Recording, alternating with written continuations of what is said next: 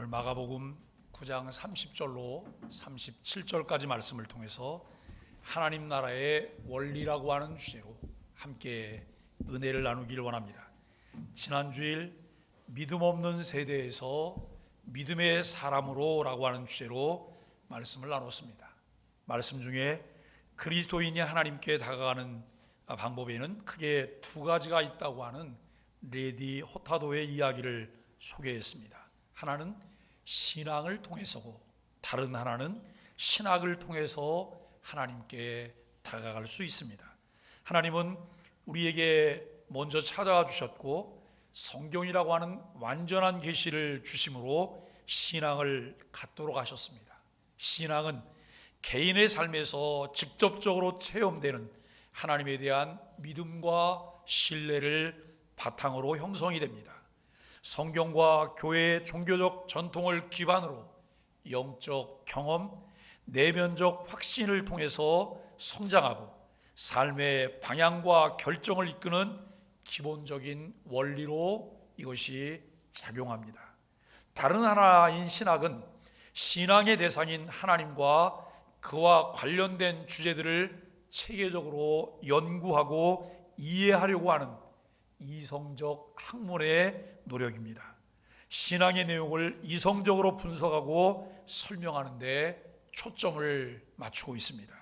즉 신학의 토대는 신앙으로, 신학은 신앙을 깊이 이해하고 성장시키는 데 도움을 준다는 말씀이죠.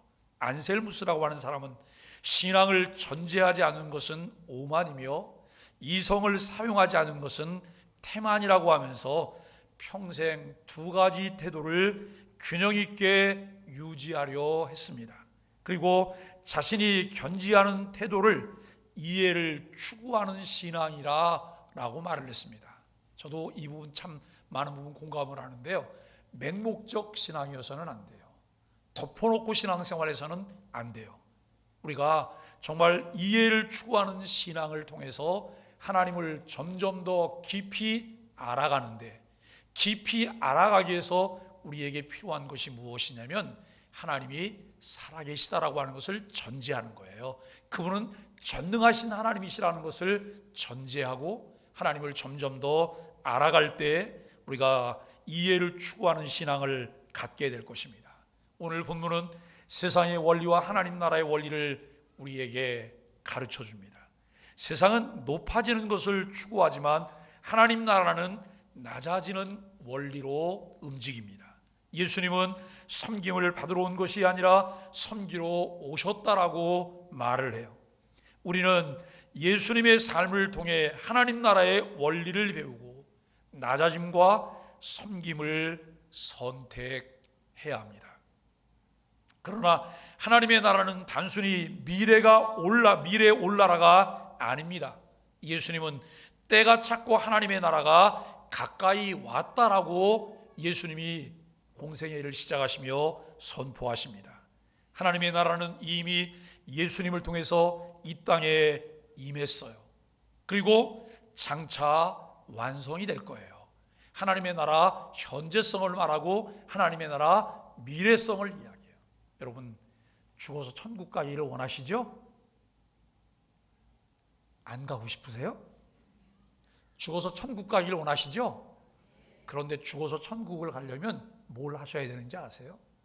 이 땅에서 예수 그리스도를 믿음으로 행복한 삶을 사셔야 돼요. 이 땅에서 예수 그리스도를 믿음으로 행복한 삶을 사는 분들이 완성된 하나님의 나라에 들어갈 수가 있는 거예요. 이 땅에서는 예수를 믿는 것과 전혀 관계없이 그저 세상의 원리대로, 세상의 논리대로 여러분 그렇게 살아가다가 우리가 하나님의 나라에 들어갈 거라고 생각을 하는 분들이 꽤 많이 계세요. 아니에요. 하나님의 나라는 이미 이 땅에 시작이 되었어요. 우리는 세상의 방식인 높아짐과 하나님 나라의 방식인 낮아짐 중 어떤 삶을 추구하고 있을까요? 여러분 트럼프가 미국 대통령이 됐어요. 트럼프가 대통령이 되면서 장관 한 명을 세웠는데 그 사람이 누구냐면 테슬라의 대표인 머스크예요.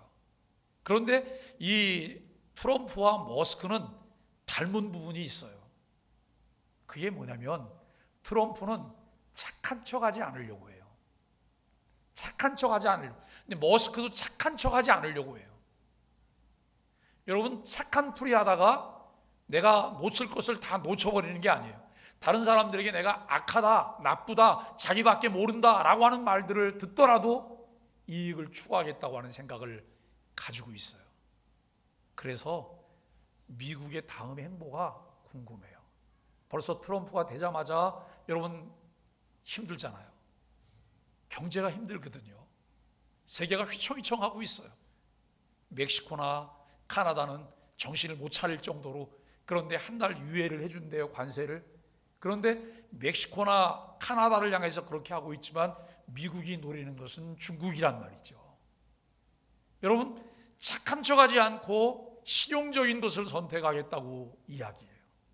과연 성경도 그렇게 말할까? 하나님의 나라도 그런 나라일까? 우리는 생각을 해 보아야 합니다. 하나님 나라를 현재 우리의 삶에서 어떻게 경험하며 살아가고 있을까요? 오늘 30절로 32절은 예수님의 두 번째 순환 예고입니다.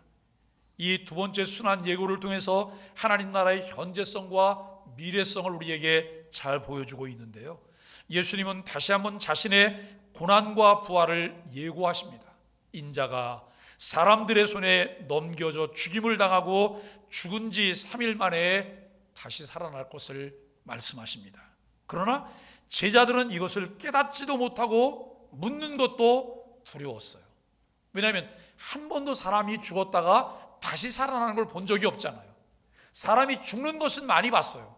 그래서 사람들에게는 죽음은 절망이에요. 그런데 예수님이 죽었다가 3일 만에 다시 살아난대요. 제자들은 이해가 되질 않았어요. 그리고 이것을 묻는다고 하는 것 두렵기도 해요. 왜냐하면 자기 자신의 무지를 드러낼 수 있기 때문에 묻는 것이 쉽지 않다는 것이죠. 예수님의 십자가와 하나님 나라의 현재성과 미래성을 생각해 봐요. 예수님의 죽음과 부활은 하나님 나라가 임했다고 하는 결정적인 사건입니다. 십자가를 통해 하나님의 나라는 이미 시작이 되었고 예수님의 재림으로 완전한 하나님의 나라가 임할 것입니다. 하지만 제자들은 여전히 메시아가 권력을 잡고 세상 나라를 회복할 것이라 기대해요. 여러분, 설교 준비를 하고 설교를 차례대로 진행하다가 주일 오전과 오후가 같은 내용의 유사한 내용들을 만나게 돼요. 그러니까 저는 속으로 이것을 아달이라 그래요. 아달이다. 왜냐하면 오늘 오후에 하나님 나라에 대해 충분히 설명할 수가 없는데 오후에 주기도문 공부해서 하나님의 나라를 이야기해요. 하나님의 나라를 이야기하는데 하나님의 나라는 나라가 임하시 오며 이 부분을 한 시간에 다 설명할 수가 없어요. 그래서 3주간에 걸쳐서 3번 이야기를 나누게 돼요. 오늘 아침에 제 조카가 제게 이렇게 물어봤어요. 이모부, 주일날 오전 예배를 드렸는데 오후 예배도 꼭 드려야 할까요? 이런 질문을 했어요. 그래서 제가 뭐라고 얘기하냐면 이렇게 얘기를 했어요. 너 학교에서 수업은 1교시만 하고 2교시에는 안 나가? 아니요. 그래. 그럼 오전에 수업하고 점심 먹고 오후에 수업은 참여 안 해? 그냥 한대요. 왜 해? 왜 하죠? 학생이니까요. 우리가 오전 예배와 오후 예배가 똑같아요? 오전 예배에 설교했던 걸 오후에도 똑같이 설교해요? 아니잖아요. 그리고 이 주일 오전 예배를 드리고 오후 예배를 드리는 것은 누구의 결정이에요? 공교회의 결정이에요. 내가 소망의 교회의 멤버다, 소망의 교회 가족이다 그러면 공교회의 결정을 따르는 것은 교인의 의무예요. 그랬더니 저한테 무슨 얘기를 하냐면, 근데 여보, 주일날 일 때문에 교회를 못 나가게 되는 사람도 있지 않을까요? 얼마든지 있죠. 왜냐하면 하루 벌어 하루 먹고 사는 사람이 주일날 일을 안 하면 그 다음날 밥을 굶어야 되는 상황이 벌어질 수도 있잖아요. 그러면 그분에게 밥을 굶더라도 교회 나오세요, 이렇게 누가 말할 수 있어요? 그런데 하나님이 어떤 분인가를 잘 보잖아요. 그러면 본인이 그것을 결정하게 돼요. 왜냐하면 하나님은 천지 만물을 창조하실 때 여러분 주일, 월요일, 화요일, 수요일, 목요일 그리고 금요일 6일 창조를 하셨잖아요. 그리고 난 다음에 토요일 하루 쉬셨잖아요. 이게 주일 지킴의 원리예요. 그리고 이스라엘 백성들이 광야에서 생활을 할 때 그들이 농사를 짓거나 사업하거나 장사를 하거나 경제활동을 하지 않았어요. 그럼에도 불구하고 약 200여만 명이 40여 년 동안 밥 굶지 않고 먹고 살았어요. 왜요? 하나님께서 그들에게 매일 아침 뭘 주셨어요? 만나를 주셨어요. 매일 아침 만나를 주셔서 그들은 항아리를 들고 나가서 하얗게 온 만나를 걷어 가져와서 가족끼리 나눠 먹기만 하면 돼요. 이게 일용할 양식이거든요. 그런데 금요일 날 아침에는 하나님께서 뭐라고 말씀하시냐면 조금 큰 그릇을 가지고 나가 그래요. 왜요? 이틀분을 구해야 되니까 조금 큰 그릇 가지고 가서 이틀분을 가져왔어요. 그 다음 날은 안식일이니까 일을 하면 안 되는 날이는 쉬는 날이에요. 이틀 동안 먹었어요. 그랬더니 이스라엘 사람들 중에 잔머리가 빨리 돌아가는 사람 무슨 생각이 들었어요? 야, 이거 매일 아침마다 뭐하러 아침에 일찍 일어나고 나가서 이 고생을 하냐? 가서 이틀분 3일분 걷어가지고 와서 그냥 먹으면 되지. 그래가지고 월요일 아침에 나가서 또 여러분 이틀분을 가져왔어요. 그리고 그날 먹고 이제 항아리에 남겨놨어요. 그 다음날 먹으려고 항아리 뚜껑을 열었더니 어떻게 됐어요? 다 썩었어요. 이게 하나님의 원리고 하나님의 방법이에요. 먹고 사는 문제가 우리는 우리에게 달렸다고 생각해요. 그러나 먹고 사는 문제가 하나님의 주권에 있다는 것을 믿는 것이 신앙이에요. 성경은 그렇게 가르쳐요. 이것을 믿게 될 때 우리는 어떤 생각을 하냐면 주일을 중심으로 신앙생활을 해야 되겠구나, 주일을 중심으로 삶을 살아야 되겠구나 라고 하는 결단을 하게 되는 거예요. 신앙이 없거나 하나님에 대해서 잘 모르잖아요. 그러면 주일을 온전히 지키는 것 쉽지 않아요. 그런데 신앙이 생기고 여러분 믿음이 생기고 하나님을 알아가면 알아갈수록 내 마음 가운데 자꾸 결단이 되는 것이 뭐냐면 그래, 이렇게 사는 것이 아니라 말씀대로 살아야지, 성경이 말하는 대로 살아야지, 그 말씀에 순종해야지, 이러면서 신앙이 우리에게 생기게 되는 것이라고 하는 것이죠. 여러분, 제자들은 여전히 메시아가 권력을 잡을 것을 생각해요. 세상 나라를 회복하게 될 것을 여러분 기대하고 있어요.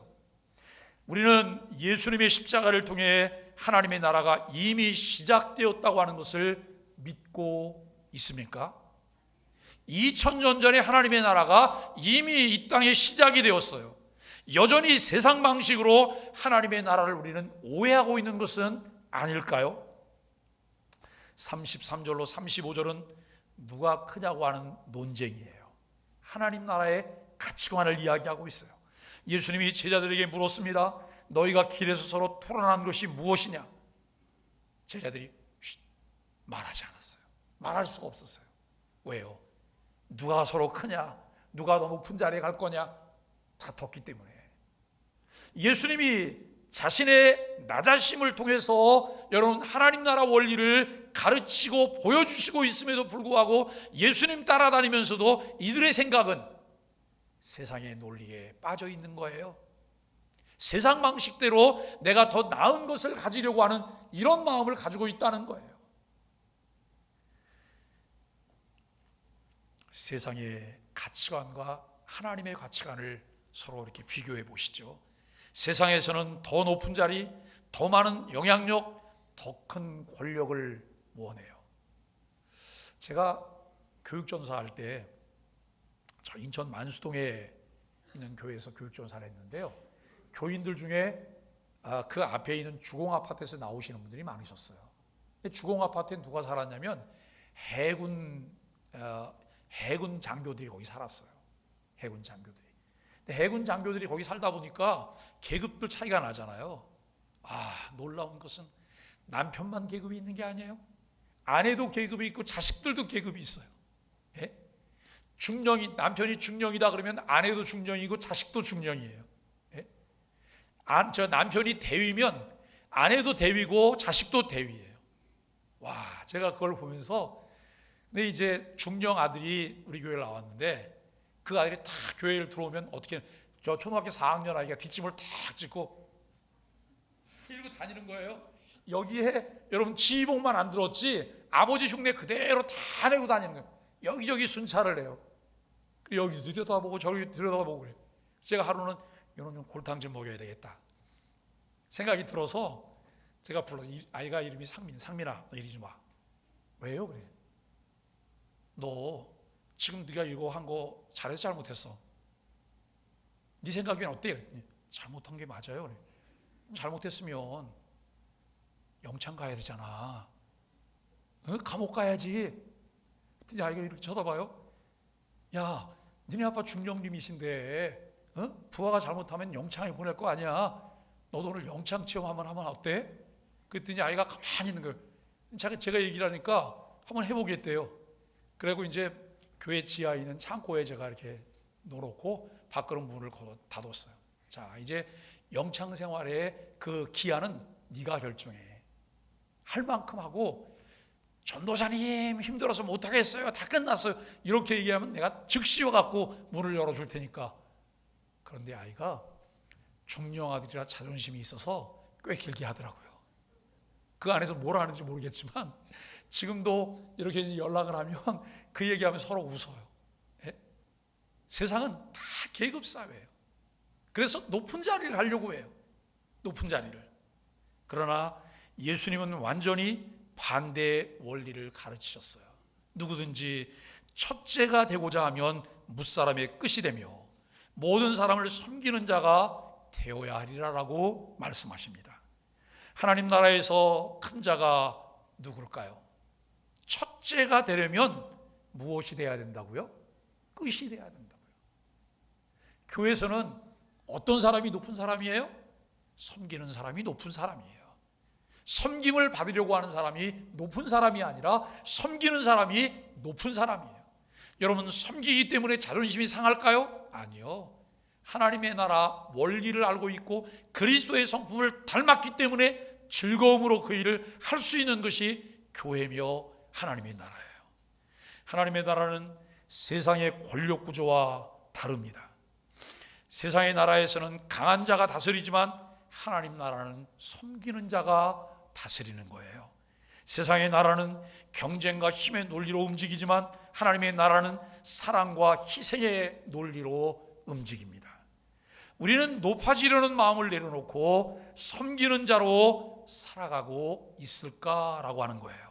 하나님 나라에서 큰 자가 되기 위해 우리가 무엇을 실천해야 할까요?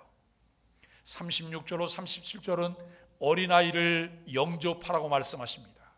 여러분, 하나님 나라의 실제적인 실천적인 삶을 우리에게 말해요. 예수님이 한 어린아이를 데리고 오셔서 말씀하십니다. 누구든지 내 이름으로 이런 어린아이 하나를 영접하면 곧 나를 영접함이요 나를 영접하면 나를 보내신 이를 영접함이라 라고 말씀합니다. 여러분, 하나님의 나라의 질서인 낮은 자를 섬김으로 섬기는 하나님을 우리가 볼 수 있습니다. 1세기는 이 1세기 유대 사회에서 어린아이는 힘이 없었어요. 보호를 받아야 돼요. 인정받지 못하는 존재였어요. 여러분, 우리 사회에서도 간혹 그런 얘기 하잖아요. 뭘 이렇게 하다 보면 애들은 가라고 해요. 애들은 가라 그래요. 또 좀 더 심한 사람들은 여자들이 여기 왜 있어? 라고 말해요. 여러분, 아주 차별적인 발언인 거예요. 예? 예수님은 어린아이를 영접하는 것이 곧 하나님을 영접하는 것이라 라고 말씀해요. 이 말은 무슨 말이냐면 사회적인 약자, 힘이 없는 자, 연약한 자를 영접하고 섬기는 것을 의미하고 있다는 거예요. 여러분, 우리 사회는 어떨까요? 약자가 존중받을까요? 약자가 보호를 받을까요? 우리나라가 많이 좋아졌잖아요. 그죠? 옛날에 비해서 많이 좋아졌지만 앞으로 훨씬 더 좋아져야 돼요. 훨씬 더 좋아지기 위해서 우리에게 필요한 것이 뭐냐면 세상의 원리가 아니에요. 하나님 나라의 원리를 이해하고 그 원리를 깨달은 자들이 요소에서 역할을 감당할 때 그 일이 이루어질 수 있다는 거죠.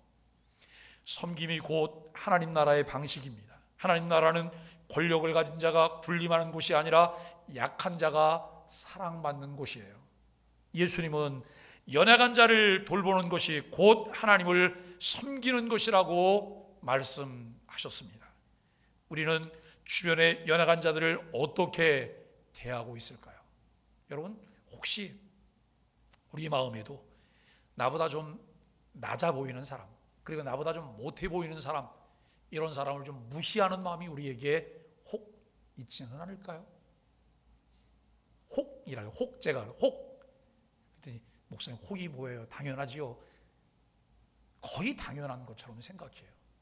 그런데 나보다 못한 사람을 대할 때 나는 어떨까? 그를 존중하는 마음이 있을까? 그를 내가 배려하려고 하는 마음이 있을까? 그를 보호하려고 하는 마음이 내게 있을까? 이것은 예수님 닮은 마음들이에요. 내 섬김을 통해 하나님 나라의 가치를 드러내고 있을까라고 하는 거예요. 내 섬김을 통해 하나님의 나라의 가치를 충분히 드러내고 있을까? 그리스도의 성육신, 십자가와 부활을 통해 이미 하나님의 나라가 시작이 되었어요. 예수님의 재림으로 완전한 하나님의 나라가 완성될 것을 믿는 그리스도인들은 매일 하나님의 나라를 살아가야 돼요. 이미 예수 그리스도의 성육신, 십자가의 부활을 통해서 이 땅에 하나님의 나라가 시작이 되었는데, 그 시작된 하나님 나라의 가치는 뭐예요? 약자를 돌아보는 거예요. 모두가 함께 살아갈 수 있는 거예요. 우리가 여러분 이사야서를 보면 아이가 독사고리에 손을 넣을 수도 있어요. 이가 사자와 함께 뛰어다녀요. 함께 공존할 수 있는 세상을 만들어내는 거예요. 이게 성경의 가르침이에요. 우리가 예수 그리스도를 잘 믿어, 나는 신앙이 좋아, 나는 믿음이 점점 깊어지고 있어. 뭘 통해서요? 내가 세상을 바라보는 자세가 달라지는 거예요. 세상적인 가치관이 아니라 하나님 나라 가치관을 따라서 살려는 마음으로 내가 차곡차곡 무장이 되고 있는 이 모습을 통해서 우리가 그것을 알 수가 있는 것이죠. 예수님의 고난과 부활을 깊이 묵상하십시오. 십자가의 의미를 깨닫고 하나님 나라가 이미 시작되었음을 인식하며 사십시오. 낮아지고 섬기는 삶을 선택하십시오. 우리는 편안함, 편안함과 편리함만 늘 추구해요. 그러나 그리스도인은 조금 불편하더라도, 조금 덜 편리하더라도 우리가 선택해야 될 것들이 있어요. 오늘 우리는 우리의 삶 속에서 그리스도의 고난과 부활을 깊이 묵상하십시오. 왜 이것을 묵상해야 될까요? 이것을 묵상할 때 나 중심의 삶이 아니라 여러분 타인 중심의 삶을 사는 것이 가능해져요. 이기적인 삶이 아니라 이타적인 삶을 사는 것이 가능해진다는 말씀이에요. 예수 그리스도를 믿고 있기 때문에 구원받은 하나님의 자녀가 되었고, 하나님의 영원한 하나님의 나라를 바라보기 때문에 내 삶 속에서 이와 같은 것을 이루려고 하는 마음이 우리에게 일어나야 된다는 것입니다. 하나님 나라에서 큰 자는 자신을 낮추는 자입니다. 섬김이 곧 하나님 나라의 가치입니다. 어린아이를 영접하는 마음으로 살아가십시오. 연약한 자를 섬길 때 하나님을 섬기는 것입니다. 지극히 작은 자 하나에게 한 것, 지극히 작은 자 하나에게 하지 않은 것을 주님께서 말씀하세요. 주님께서 이렇게 말씀하시는 거예요. 내가 너에게 상을 좀 줘야 되겠어. 왜요, 주님? 너는 내가 배고플 때 먹을 걸 줬잖아. 내가 옷 입을 것이 없을 때 옷을 줬잖아. 내가 갇혔을 때 너는 나를 돌아봤잖아. 그랬더니 이 친구가 뭐라고 하냐? 주님, 저는 그런 적이 없는데요. 그랬더니 주님이 뭐라고 말씀하시냐면 어린 소자 중에 하나에게 한 것이 곧 내게 한 것이라 그래요. 그리고 주님께서 또 다른 사람에게는 뭐라고 말하냐면 너는 받을 상이 없어. 벌을 받아야 돼. 그러면서 똑같은 논리로 주님 말씀하시는 거예요. 배고픈 자를 만났고 굶주린 자를 만났고 옷 벗은 자를 만났고 어려움을 당하는 자를 만났지만 너는 그의 삶에 관심이 없었잖아. 그것이 곧 내게 하지 않은 거야 라고 주님이 말씀하세요. 사랑하는 여러분, 우리가 말씀을 보면서 하나님 나라 가치를 따르려는 자는 당연히 사회적 약자에게 관심을 갖고 그들을 돌아보아야 한다는 거예요. 요즘 우리가 매일 아침 묵상을 잠언을 하고 있는데 잠언에서는 끊임없이 이와 같은 것들을 우리에게 교훈하고 있어요.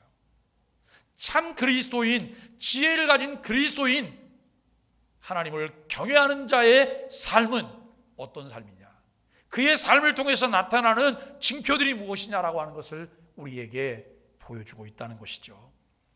교회 공동체 안에서 약자를 존중하는 태도를 가져야 하며 함께 연합하여 교회 밖의 약자들을 구체적으로 교회와 함께 섬겨야 합니다. 여기 여러분 이렇게 문구를 보면 교회 공동체 안에서 약자를 존중하는 태도를 가져야 된다는 거예요. 우리 중에도 약자가 있잖아요. 그 약자들을 존중해 주는 거예요. 그래서 우리가 함께 연합하고 교회 밖의 약자들을 구체적으로 함께 섬겨야 되는데 누구와 함께 섬겨야 된다고요? 교회와 함께 섬겨야 된다고. 이게 의미가 있는 말이에요. 개인적으로 하지 마세요. 개인적으로 하면 나도 모르게 주종관계가 생기는 거예요. 개인적으로. 여러분, 받는 것이 어려워요? 주는 것이 어려워요? 받는 것이 어렵습니까? 주는 것이 어렵습니까? 생각 없이 살면 주는 게 훨씬 쉬워요. 애따 가져라, 주워 먹어라, 여러분 이렇게 할 수 있잖아요. 그런데 받는 사람의 필요를 공급해 줄 뿐만 아니라 저 사람의 자존심도 상하지 않게 준다고 하는 것은 쉬운 일이 아니잖아요.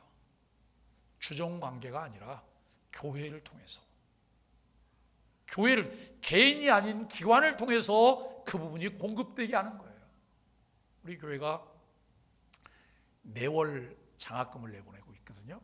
그 장학금이 뭐냐면 우리 사이동 관내에 있는 다문화인들에게 보내는 장학금이에요. 다문화인들의 자녀들에게 보내는 장학금인데, 그 장학금을 어떤 경로를 통해서 보내냐면 사회복지 공동모금회로 보내요. 그런 사회복지 공동모금회가 사이동 주민 행정복지센터로 보내는 거예요. 행정복지센터에서 대상자에게 매월 용돈 장학금을 지급하고 있는 거예요. 그 당사자들은 교회가 주는 것도 몰라요. 당사자들은. 우리도 그 대상자가 누군지 몰라요. 그러나 우리는 우리가 할 수 있는 역할 내에서 그 일들을 하고 있는 거예요. 우리가 여러분 무엇을 하고 난 다음에 한껏 생색내고 그 생색내는 것 때문에 다른 사람이 상처를 입을 수도 있잖아요. 근데 그거 고려하지 않아요. 내가 무엇을 함으로 덕을 세우기도 하고 다른 사람을 세워지기도 하고 그리고 함께 세워져 가는 것, 이것이 하나님 나라의 원리인 것을 우리는 생각을 하게 돼요.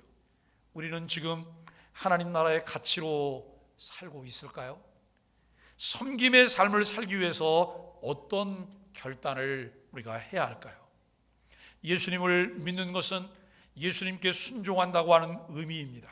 예수님을 따라간다는 뜻이기도 합니다. 그런데 예수님을 믿는다고 하면서도 믿기 전이나 믿고 난 후나 삶의 목표가 같다면 이것은 이상한 것 아닐까요? 전혀 변화가 없는 거잖아요. 분명히 변화가 있어야 하는 것이죠. 여전히 내가 높이 올라가고 싶고 다른 사람 위에 군림하기를 원하고 있다면 내가 정말 예수님을 만났나?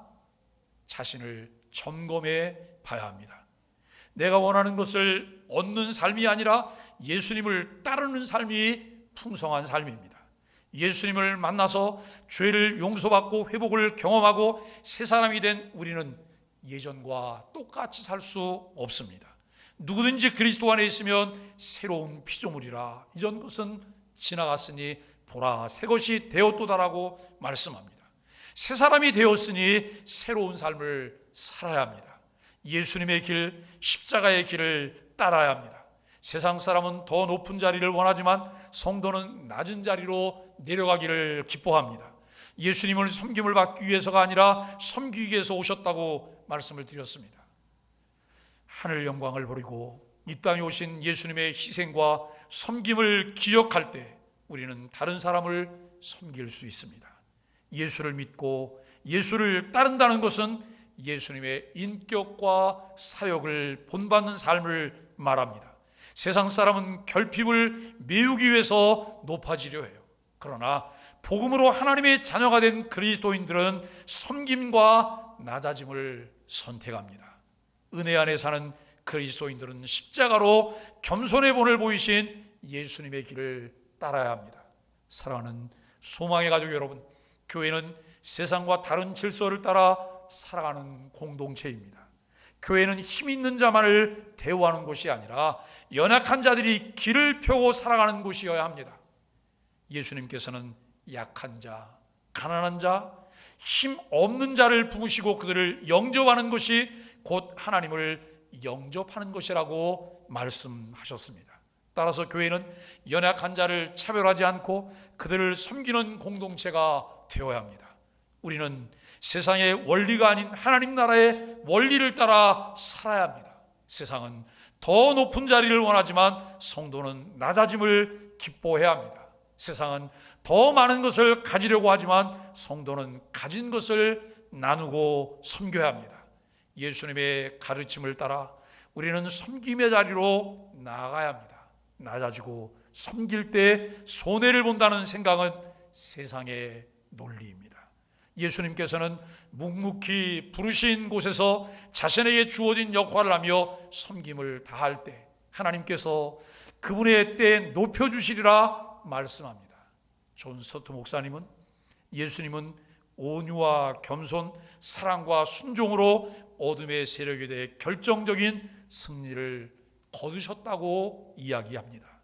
예수님의 제자들은 완전히 다른 가치관과 질서를 따라 살아감으로써 세상을 변화시킵니다. 높은 자리에 올라가기보다 낮은 자리에 있기를 기뻐하고 연약한 자를 하나님 대하듯하는 겸손한 사람들의 공동체는 하나님의 영광을 드러내며 세상의 찬사를 받게 마련입니다. 우리 소망의 교회와 교우들이 이런 공동체가 되어서 세상을 변화시킬 수 있게 되기를 예수 그리스도 이름으로 간절히 축복합니다.